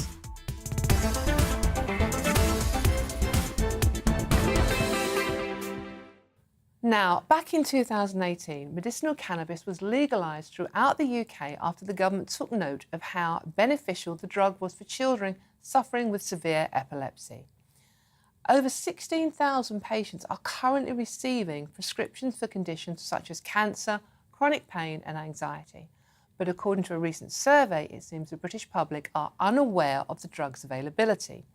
Additionally, more than 80% of respondents still believe there is a negative stigma surrounding cannabis. My next guest was diagnosed with Hodgkin's lymphoma and has been using medicinal cannabis to help change her life. So let's talk to her now. I'm joined in the studio by an expert in the field, John Robson, and medicinal cannabis user for cancer, Savannah King. So welcome both of you. Good to have you here today. Thank you for joining us. So, John, just give me an idiot's guide as what medicinal cannabis is and how does it differ to the illegal cannabis? Sure. So as you already alluded to, in 2018, the law was changed, rescheduling cannabis from Schedule 1 to Schedule 2 for medicinal purposes. Effectively, what that meant is the UK government is recognising that it does have therapeutic benefits, and if prescribed by a doctor who is listed on the specialist register of the General Medical Council, would be deemed fit as a legal prescription. Right, OK. And Savannah, you're here as living proof that this actually works. Can you tell us a bit about your story and how it's helped you? Yeah, so in 2018, I was diagnosed with Hodgkin's lymphoma, which is a blood cancer. And during that time, I was on 6 months of chemo. I'm in remission now. I have been since the end of 2018. Oh, well done. Congratulations. Yeah. So although that led to other problems, I had to have a hip replacement this year in response to the strong chemo I was on. So medical marijuana has definitely helped me during that time. Obviously, this year I was aware of Mama-Deca and what the service can provide. But back in 2018, I was just sourcing my medicine elsewhere. And yeah, it did provide me with the relief I needed and helped me to shift perspective into a way that I was comfortable with and in a way that, you know, I wasn't going to drugs that wouldn't have provided me the relief I needed. So, and you were obviously in a lot of pain. I mean, do you mind me asking how old you are to have a hip replacement? I'm 26. You're only 26, so that's an awful lot of pain and uncomfortableness. So were you aware that medical cannabis was available? Or when you say you were sorting things elsewhere, I mean, so you were, like most of us, not even aware that you could do this and how to do it? Exactly. Like, I was only made aware of Mama-Deca through friends of friends, and that's how I'm able to now use the service. But before that, I was... Yeah, my brother-in-law was sourcing it from the illicit market and, you know, it did its job, but now I have confidence in this product that it's medically checked and everything, and, you know, it just gives me that confidence that it's legitimate medicine. And safe, obviously. I mean, so, John, why aren't people more aware that this is available to them? Well, to be honest with you, I think two of the main reasons why people aren't more aware that there is a regulated pathway has purely been in that the product, in terms of quality and price, hasn't been as good as the illicit market. And clearly, we shouldn't really be drawing comparisons with the regulated and illicit market because they're completely different things. Of course, but I mean, for most of us out here, that's the way you think straight absolutely. away. Inevitably, there are millions of people in this country who are currently going to the illicit market, like Savannah was, and are unaware that this is available. And I think the reason, as I said, because the quality and the price of the product wasn't comparable, since we've started doing that, certainly the number of products coming onto the markets, the variety of products is increasing. As the patient numbers have increased, the price of the cost to the patient has reduced. And we're now starting to have patients actually talk about the service more because they're able to actually stand behind the medication they're receiving. And so, I mean, just reading here, 81% of us still feel there is a negative stigma around cannabis and even the medical cannabis. Absolutely. I mean, look, this is purely within the UK. If you look at North America, Israel, Australia, Germany, which is obviously a bit closer to home, we've seen Germany increase their patient numbers from 20,000 2 years ago, which is slightly behind where we are at the moment in the UK, to 160,000 patients as of last month. And they've just voted to go for full legalisation, which will mean that probably around 2024, they will have full adult recreational sales. So undoubtedly, probably the UK will be a couple of years behind that. If you are in Savannah's situation and you want to get medical cannabis, do you have to go to your doctor to get it, or can you buy it in a high street like a chemist or something like that? So there's two ways a patient could access our service. One, a doctor could make a referral to us, i.e. a GP, an NHS doctor or a private doctor. That at this stage is quite unlikely because people, as you quite rightly said, still have this stigma about medical cannabis or cannabis itself. The other way, which is the most common, is that a patient would self-refer to our service. So they would come to our website, they would fill out a 2-page eligibility form, and providing they had tried 2 previous forms of medications or treatment, and they had no previous tendencies of mental health or schizophrenia, they would qualify for the service. I was going to say, is there a downside? You know, even with medical cannabis, is there a downside for people that, as you say, may have a mental health issue? Look, we have a duty of care that we have to provide to our patients. Ultimately, we're a healthcare service.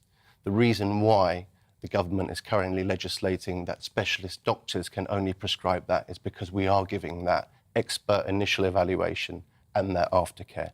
So the CQC, the Care Quality Commission, who is the regulator, stipulates that the patient must have initial consultation with a specialist doctor with a follow-up 1 month after. In the first year, you must have a follow-up quarterly and thereafter annually. Right. So we do have some stipulation as to, in terms of keeping track of how the medication is benefiting or not benefiting the patient, as the case may be. And Savannah, you're an example of it obviously working. I mean, did you have any issues with any other side effects or anything? No, not really. I think it also depends on the individual who's taking it, what their situation is, and everything, you know, in moderation can be effective. And like John said, they're very regulative. They regulate what you're getting and everything, and they make sure not to overprescribe you and make sure to keep it within limitations. So, is it addiction? That's just. So you don't build up dependency. Yes. Yeah. Right. Yes. So, again, it's down to the individual. They'll assess you. And what difference has it made to your life? It's helped me shift my perspective in dark thoughts, and it eases pain from my muscles. And when I went through the replacement, I was on morphine and cocodamol, and it was really strong, and I would not react well to it. And plant medicine, just I connect better with that, and it works better for me, and it helped me pain relief. So for me, what would you say to any other young women who are sort of watching this now, going, I really need to get some, to get some help with my pain? Yeah. What advice would you give to them? I would say that it's definitely worth trying, and if it doesn't work for you, then it doesn't work for you, but at least you can now have access to trying that and seeing if it works for you, because I know there's been research to prove that it does benefit a lot of health issues. And John, what sort of people do you have coming to you? Is it all age groups? Is it all sorts of conditions? Really, we have a whole different range of people that come to us. We've got professionals, we've got people who've been suffering from chronic conditions for many years, tried multiple different types of medication, and are really coming to us as a last resort. Or, alternatively, we have people that have not tried alternative medication. They clearly have conditions that they've been going to the illicit market for, and clearly will need to go to a doctor to potentially get a note or to be prescribed something so that they can actually then come and utilise our service. So I would say it's a really big range. I wouldn't say that it was any particular sex or any particular age demographic, but generally speaking, I would say, you know, the biggest demographic, probably 35 to 55 at the moment, I would say. And thank you. And just quickly, how can people get in touch with you if they feel like they need help? Well, one of two ways. Number one, they can obviously go to our website, www.marmedica.com. As I said, there's a 2-page eligibility form. Once you fill out that 2-page eligibility form, you'll be able to make an appointment for 14 days' time, which allows you enough time to upload your ID, to get your summary care record from your GP, upload it, and to fill out a further evaluation, which really gives us that insight to be able to deliver that high-quality consultation, as opposed to trying to actually collate the information during the consultation, which is obviously a waste of time for the patient. The other way would be obviously to contact us by telephone, where we have a tremendous medical support team, which is on hand to answer any questions or queries that any patient potentially may have. We obviously appreciate that this may be something which is completely alien to a lot of people. So we're getting a lot of cannabis experience users, but we are also getting a lot of people, probably 50-50, I would say, who have never had any exposure to cannabis before. And clearly, with those people, if they haven't inhaled cannabis in any format previously, we wouldn't be prescribing flour or a vape cartridge for them to inhale. They would be prescribed something, maybe a suppository, which is a solid fill or a soft gel capsule, alternatively sublingual, so a drop which you hold, drop under your tongue, and that has high efficacy because it goes straight into your bloodstream. So it really depends. Like, we aren't prescribing everyone cannabis flour. It depends. Obviously, 60 to 70% of the prescriptions we write are for cannabis flour, but we do prescribe in other delivery methods too, and there will be other innovative ways to deliver this type of medication. That's brilliant. Thank you so much, and good luck, Savannah. Thank you for joining us, and thank you very much, John, for making it so clear to us all. Thank you. Right, coming up, it's the Great British Debate this hour. I'm asking, should the UK redefine what an asylum seeker is? Rishi Sunak has announced his plans for UK immigration the same week that over 1,600 migrants have arrived in the UK after travelling in small boats across the Channel. He says if we move away from the ECHR's definition of what an asylum seeker is, we can act faster on illegal migration. First, it's the weather forecast. Looking ahead to this evening's weather, and the UK will be dry for many, although parts of Scotland will continue to see some rain. Here are the details. It'll be a fine end to the day across southwest England with plenty of late evening sunshine. It'll feel fairly warm initially, but start to feel fresh after dusk. Southeast England and East Anglia will also end the day on a dry and sunny note, with temperatures still in the low 20s in London around dusk.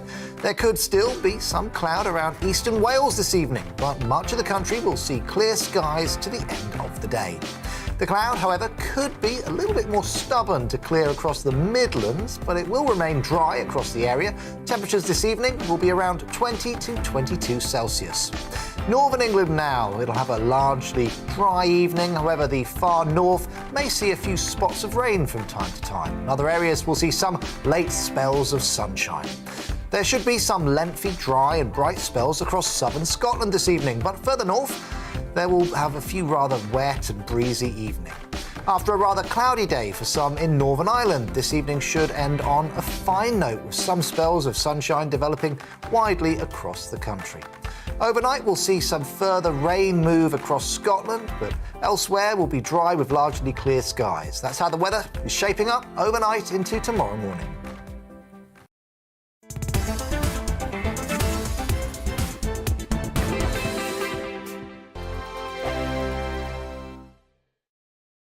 We are GB News. We're right across this great nation. On TV. On radio. On digital. Absolutely everywhere. We don't talk down to you. We embrace all voices with honest and civilised conversation. We are not part of the establishment. We're one of you. And we're only getting started. Join us on GB News, The People's Channel. Britain's news channel.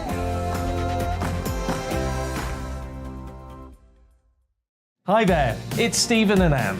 At breakfast from 6 a.m, you'll always be caught up with everything you need to know, the latest headlines, opinions and debates. We'll bring you the good news and the bad, but most of all, we're here for you. Remember, send in your views and let us know what you would like us to talk about.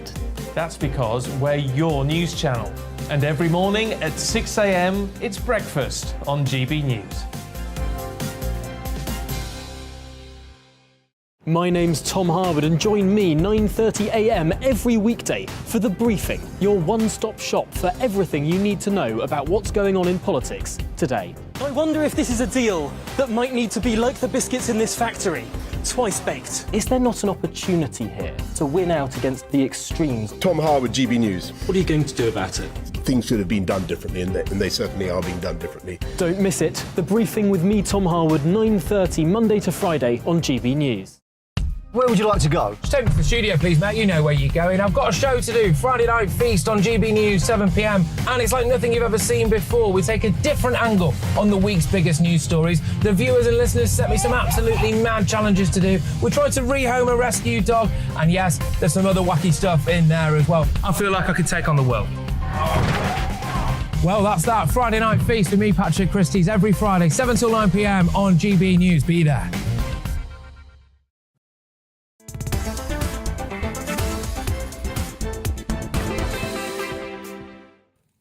Hello, I'm Dawn Neeson. I'm in covering for Nana this week on GB News, on TV and on digital radio. Now, it's time for our great British debate this hour. I'm asking, should the UK redefine what an asylum seeker is?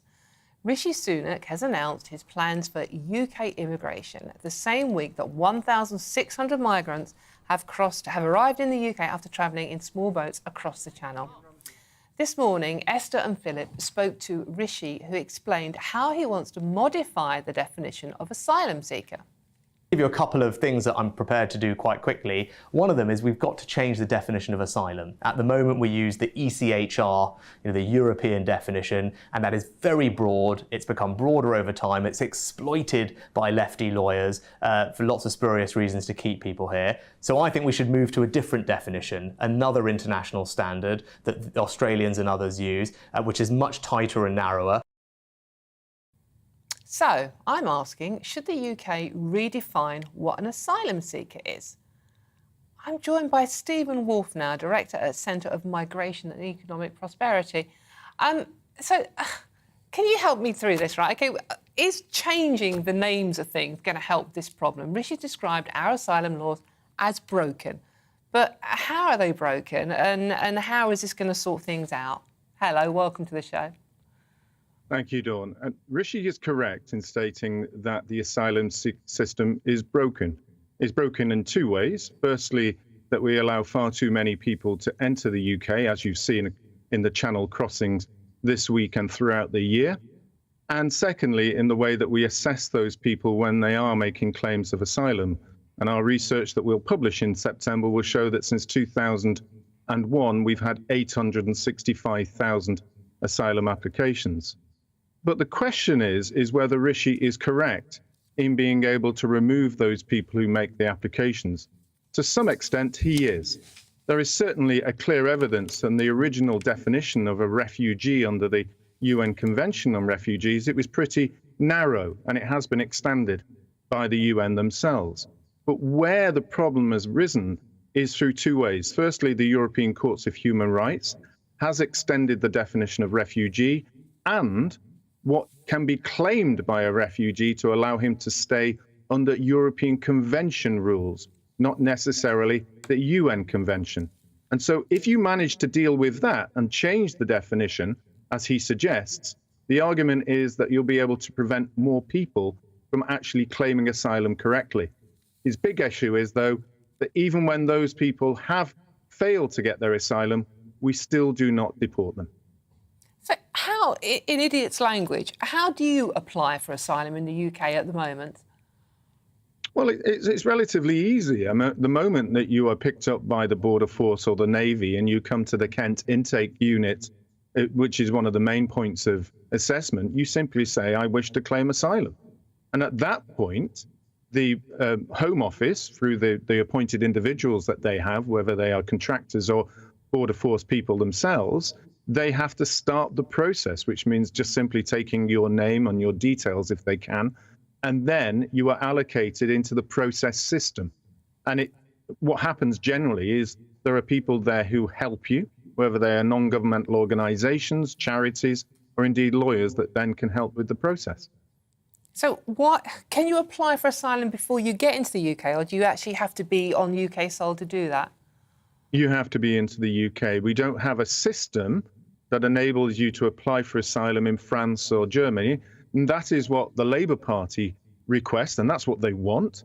That's what many in the immigration industry require and prefer, what they call safe routes to asylum in the UK. And they want the extension of the times that we did have similar safe routes, like the Syrian scheme under David Cameron, or indeed the Afghan scheme that the current government uses. And we have to have a separate debate about that. But for our perspective, you have to ask yourself, do you feel that every asylum seeker that comes to the UK is genuine?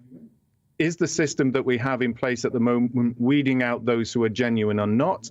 And if they're not, what is wrong? And one of the things that is wrong is definitely the extension of the definition of refugee through the ECHR and the way that the UK courts have then applied that to UK legislation.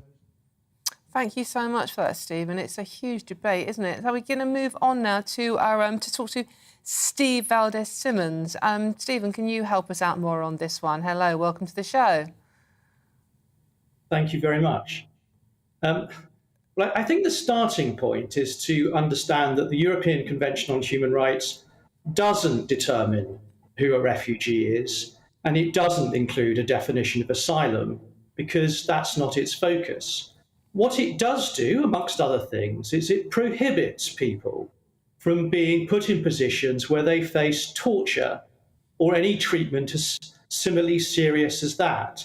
And a relatively small number of people who don't fall under the Refugee Convention, but face treatment as serious as being tortured, but not for a particular political opinion or because of their race or some other particular definition in the Refugee Convention, they do get effectively asylum, not just in this country, but elsewhere.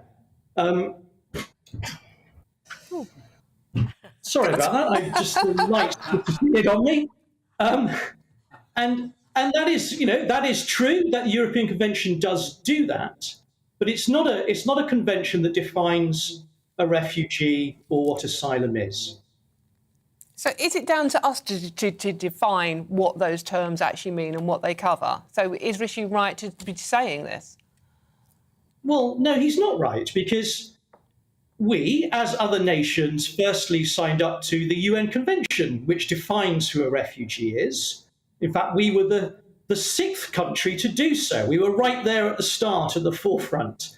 And we, amongst a smaller number of nations, although 40 plus of them, have signed up to the European Convention on Human Rights too. So we have made a legal agreement with other states to respect this international human rights law. And so we know it's not for us to rewrite the commitments that we have made, it's for us to uphold them. Just as it happens, we expect the French and the Germans and many other countries to do, because of course if they didn't do that, there'd be even fewer people finding safety elsewhere and presumably more people crossing the Channel, trying to find safety in our nation, but not having found it elsewhere. So what is, this is a $64,000 question with this, isn't it? What is the answer? By Rishi changing the definition, would it stop people trying to cross the Channel in those boats? Would it stop people losing their lives trying to do so? Changing or trying to change the definition is not going to make a jot of difference, because the people who make those journeys, they literally are in circumstances where they don't really have any rational choice. The conditions of the few people who leave northern France, most people who reach France and seek asylum do so in France. We see very few refugees compared to France. But a significant number of people move on, generally for one of two reasons. They have very strong connections here, so that's why they want to reach this country, like family here. Or they're amongst the few who can't get into the French asylum system. You go and look in northern France, conditions there are not just miserable for those people, they face state violence regularly from the French police. And of course, they're going to try and escape from that and seek safety here.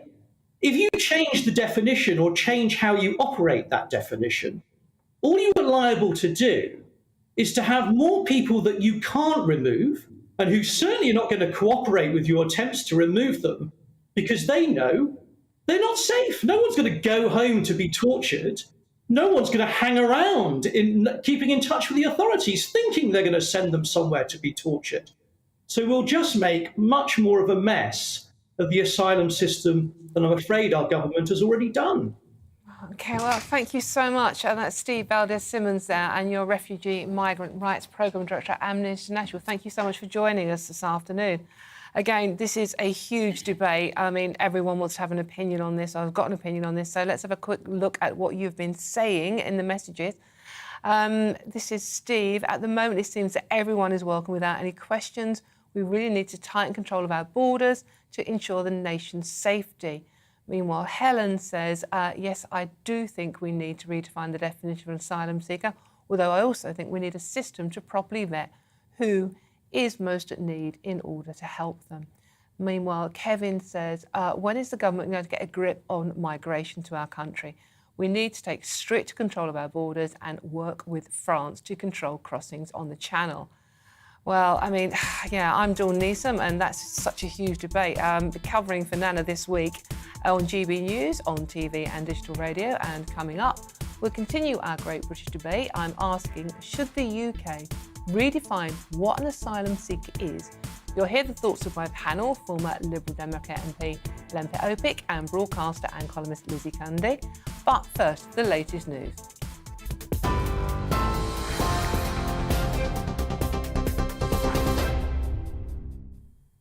Dawn, thank you. The top stories this hour. 12-year-old Archie Battersby has now died after his life support treatment was withdrawn. It follows a long-running legal battle between Archie's parents and NHS doctors. He'd been in a coma at the Royal London Hospital since April after his mother found him unconscious in their home. Doctors declared him brain dead, and the High Court ruled that life support should end. Tory leadership candidate Liz Truss is taking aim at Rishi Sunak's legacy as Chancellor. She told reporters in the West Midlands that lowering taxes would ease the cost of living and could avoid an economic slump. This comes as the Bank of England warned this week that the UK is expected to fall into a recession later on this year. But what I'm about as a Conservative is people keeping more of their own money, growing the economy so we avoid a recession, and the best way to do that is lower taxes, but also unleashing investment into our economy. Well, her rival, Rishi Sunak, wants to tackle inflation before cutting taxes. While campaigning in Southampton today, he said her economic plans would harm low-income families. We need to get real about this situation. It's simply wrong to rule out further direct support at this time, as Liz Truss has done. And what's more, her tax proposals are not going to help very significantly people like pensioners or those on low incomes, who are exactly the kind of families that are going to need help. That's it. You're up to date on TV, online and on your radio via DAB+. You're watching GB News, where now it's time to go back to Dawn Neeson.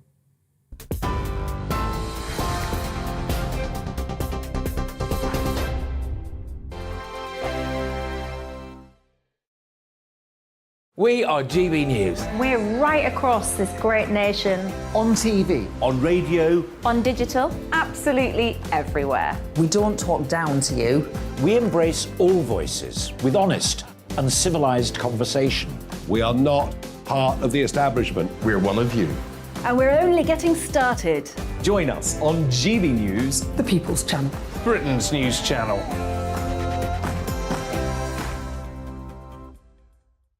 Hi there, it's Stephen and Anne. At breakfast from 6 a.m, you'll always be caught up with everything you need to know, the latest headlines, opinions and debates. We'll bring you the good news and the bad, but most of all, we're here for you. Remember, send in your views and let us know what you would like us to talk about. That's because we're your news channel. And every morning at 6 a.m, it's breakfast on GB News. My name's Tom Harwood and join me 9:30 a.m. every weekday for The Briefing, your one-stop shop for everything you need to know about what's going on in politics today. I wonder if this is a deal that might need to be like the biscuits in this factory, twice baked. Is there not an opportunity here to win out against the extremes? Tom Harwood, GB News. What are you going to do about it? Things should have been done differently, and they certainly are being done differently. Don't miss it. The Briefing with me, Tom Harwood, 9:30 Monday to Friday on GB News. Where would you like to go? Just take me to the studio, please, Matt. You know where you're going. I've got a show to do. Friday Night Feast on GB News, 7 p.m. And it's like nothing you've ever seen before. We take a different angle on the week's biggest news stories. The viewers and listeners set me some absolutely mad challenges to do. We tried to rehome a rescue dog. And yes, there's some other wacky stuff in there as well. I feel like I could take on the world. Well, that's that. Friday Night Feast with me, Patrick Christie's, every Friday, 7 till 9 p.m. on GB News. Be there.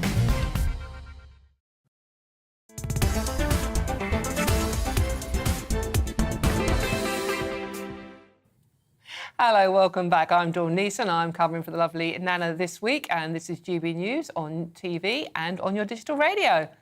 So, right, let's get straight back into this, our great British debate this hour. I'm asking, should the UK redefine what an asylum seeker is? Rishi Sunak has outlined his plans to take control, of where we heard that before, of the UK's borders and tackle illegal migration.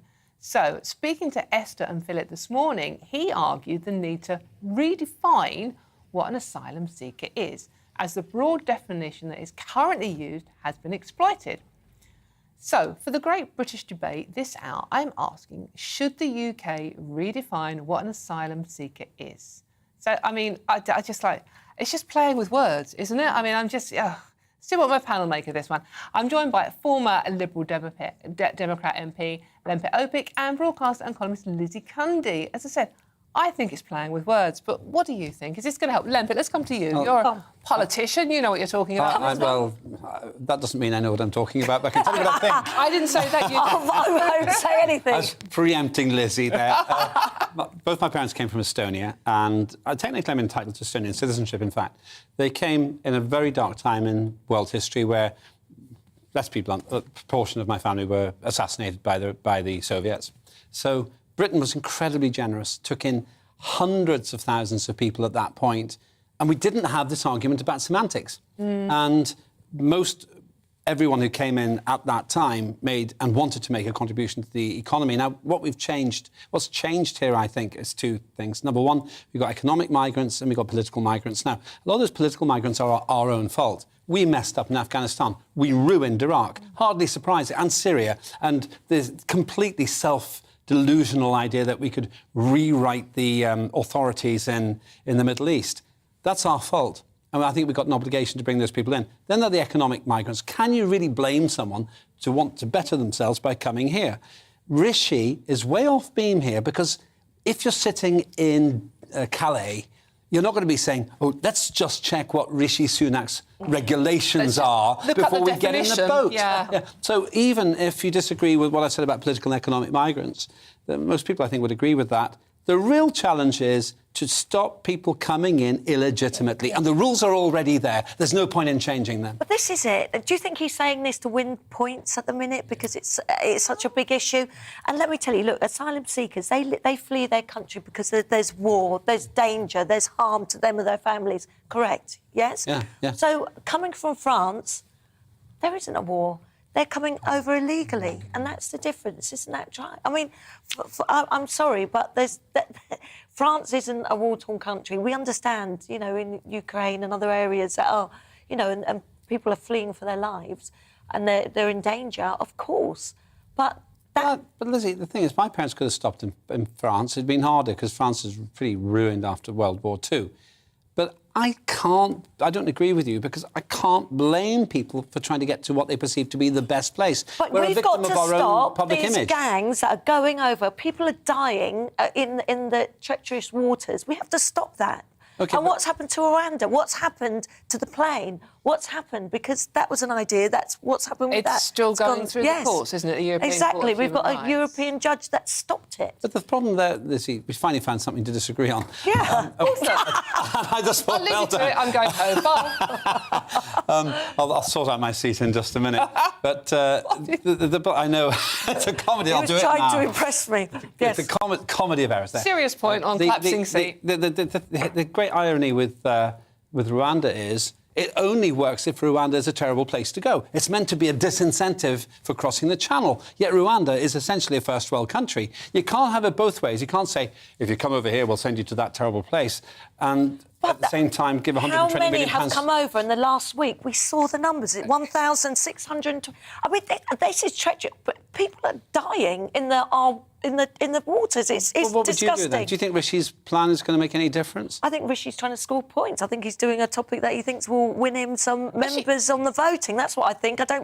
I don't trust Rishi. I don't think people actually can relate to him, someone who's a billionaire, when we're going into recession. I'm sorry, Rishi. Actually, it's an interesting point, though, that you made, Lempit. I mean, sort of like Stephen from Amnesty was saying that they want to come here because France is so terrible for them. I mean, they risk being, abused and treated awfully. But isn't your Rwanda is a better place to be than France, by the sounds of Amnesty International. Well, it would be. Oh, France, I don't believe that. I can't believe So that. what I mean, is look, I'm sorry, but isn't it your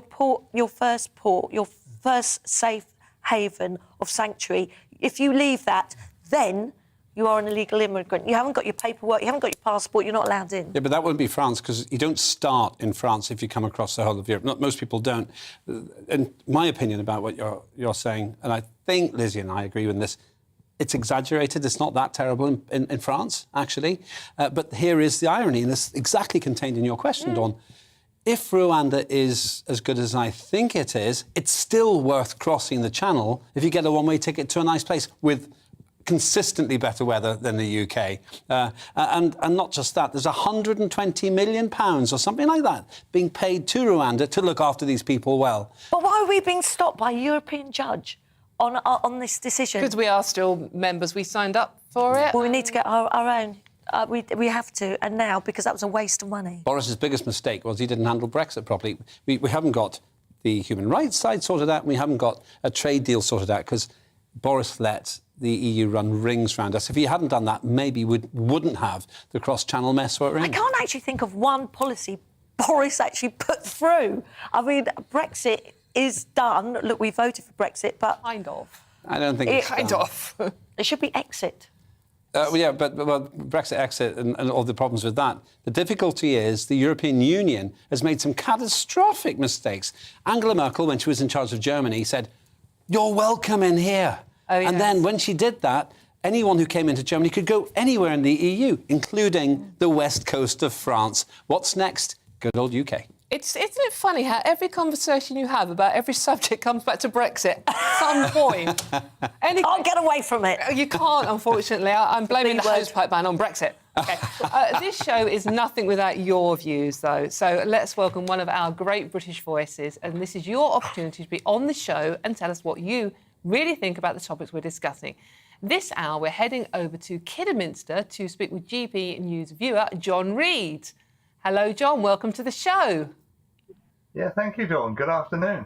Good afternoon. Right, OK, so today we're asking, should the UK redefine what an asylum seeker is? Now, loads of you have been getting in touch with your views, so what would you like to say then, John? What's your opinion on this? I've got a strong opinion on this. I am 100% with Lempik on this argument. I don't care what you call it, what you redefine the word asylum seeker or whatever it is. This country is not a third world country. It is a country that could do with extra workers in a variety of departments, professions. We could do with people in our hospital and care services. We could do with people in our farming community. We could do with people in our hospitality service. So surely the problem comes down to getting our act together and defining quickly whoever comes to this country, however they find their way across, either on a train or on a boat or whatever it is, when they finish up at our border, we work out, are they going to be useful to this country or not? If they're going to be useful, we give them a work permit and they can stay. Now, there again, what can you believe with this government? Because since the days of Margaret Thatcher, when social housing went down the pan, we've had very little places that we can place these people. However, the system we've currently got is so slow and so bureaucratic, it's ridiculous. And I personally wouldn't believe a word that Rishi Sunak or Liz Truss or any of the other Conservative governments said, because by virtue of the actions they've taken over the last few years, they are an unbelievable, difficult people to believe a single word they do. So redefining asylum seekers? Nah. Call it what you like. We could use a lot of these people and it would make our country a better place. So, Lempic, well said. Oh, thank you. Brilliant. Thank you so much for that, John. Lovely to have you join us today. So we're going to move on to more of your views now and some of the messages you've been sending us. And Bob says, the scaremongering obsession about this topic is absurd. We really need better leadership, echoing what John just said. If you think about it, the number of people arriving each year is half of one of the game's attendances at Old Trafford. Meanwhile, Sue says, redefining the word asylum seeker is pointless. How exactly will it help? The time for talking about this problem is coming to an end. Meanwhile, John says, the EU's crazy open door policy is too loose. The only way forward is to work on the borders and crossings. And Kenneth says, we need to be more proactive about redefining what an asylum seeker is. We have to take more responsibility. Well, OK, so there's a huge debate on that one. Lots of people echoing both your points, so... Just kind of one thing.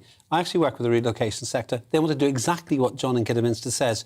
Work out what we need here and make the application process for doing useful work here simple. I think they haven't even done that yet. Everyone sensible will be watching this and saying the application process needs to be much simpler. The fact that you can't apply for asylum until you're actually on these shores just doesn't make sense. It doesn't make sense. And the fact is, if you're a really highly paid person, it's a nightmare to get an application successfully here, even if you're earning £100,000 a year.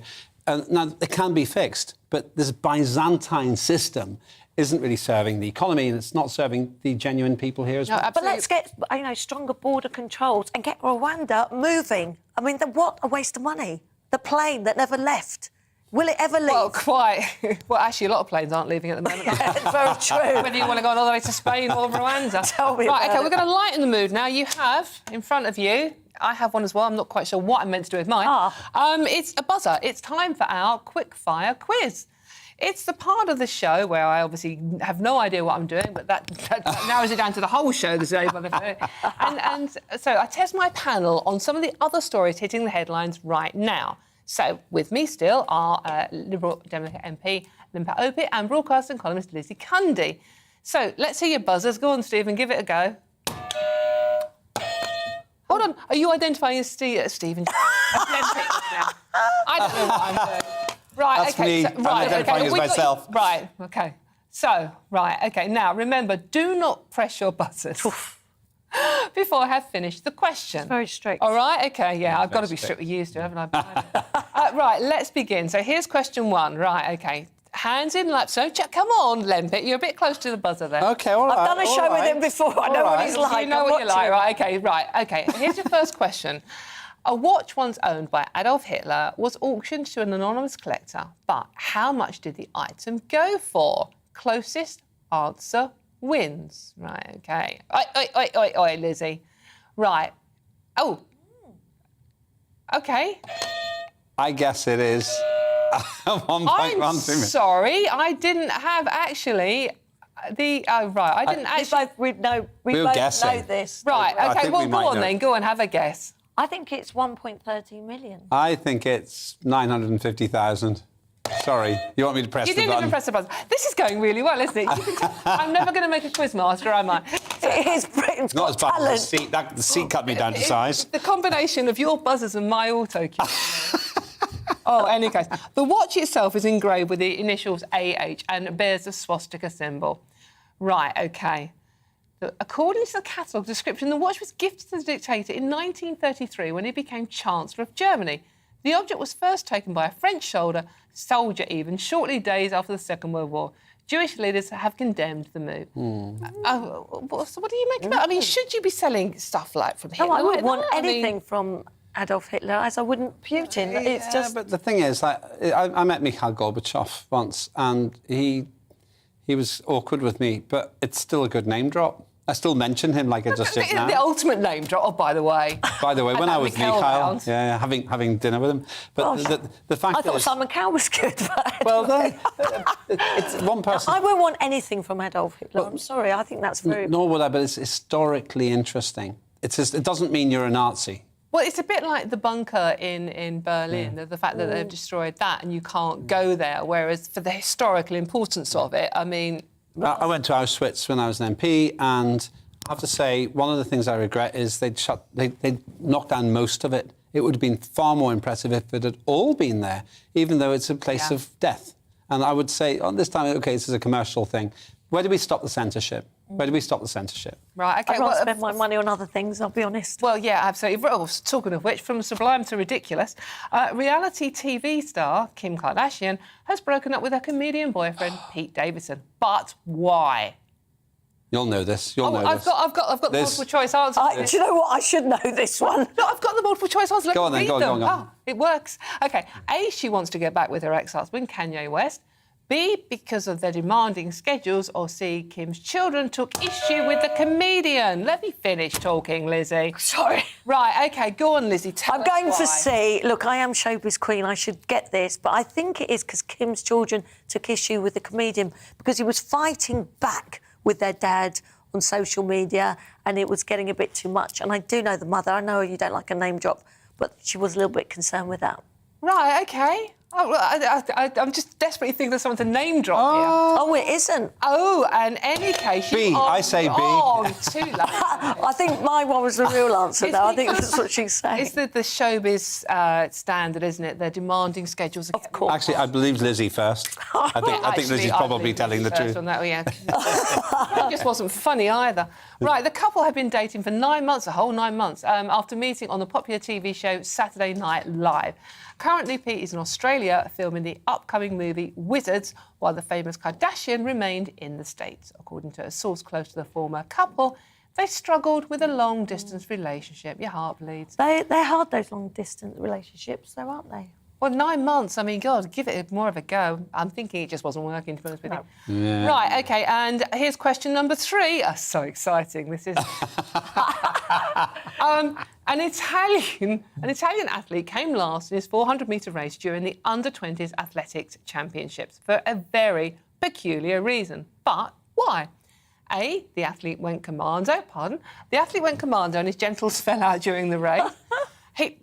I'm sorry. He tripped over. He tripped over what, by the way? He tripped over. Sorry. He tripped over whilst tying his shoelaces together by mistake.